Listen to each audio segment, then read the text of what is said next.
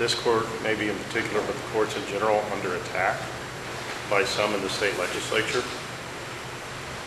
or and even outside? Yeah. There are always special interest groups that want courts to rule their way. And those groups are willing to exert pressure to get those rulings. I'm not saying they're bad people. They're people that really believe in their positions and their commitments. But they're so tied to a particular commitment that they forget that the court's first loyalty is to fair, objective, legal resolution of lawsuits, not a resolution of lawsuits directed at a particular ideology. From time to time, those pressures always rise. From time to time, I think it's a court job to politely say, I know you care about this particular issue, whether it's a right to bear arms, whether it's a right to life, right to choice, a number of issues that people get very, very intense about. And the court's position is to say, you know, we are not policymakers. That happens in the legislature. We resolve individual disputes as fairly and objectively as possible. And it's not our position to try and do it in a way that favors one political interest over another. You talked about no ideology, but it seems like the critics are claiming that the court does have an ideology, or at least worried that it's tilting it toward an ideology. Well, most of those critics always want you to decide in favor of their ideology and against the other. Neutral generally doesn't satisfy them. You are, I believe, the last Ashcroft appointee left standing, which means you were on a court where the only governor in state history had appointed all 7 judges. Was there an ideology then?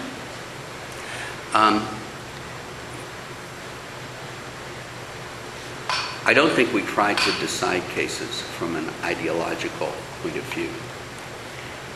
Every judge comes to the court with their particular experience and the way that they view how some cases ought to be decided. We had disagreements on that court as much as we have disagreements on this court.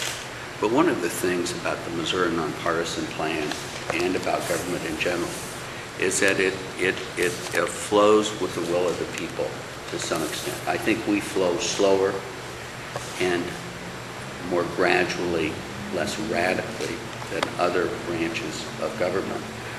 But I think some cases are decided differently than they might have been decided then. But they might have been decided differently anyway.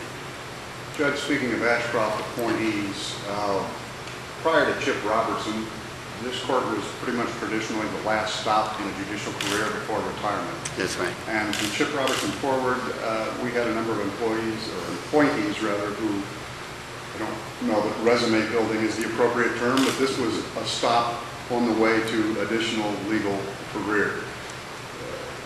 You, as you sit here this morning, might be perceived as a throwback to a previous time. Your thoughts on that?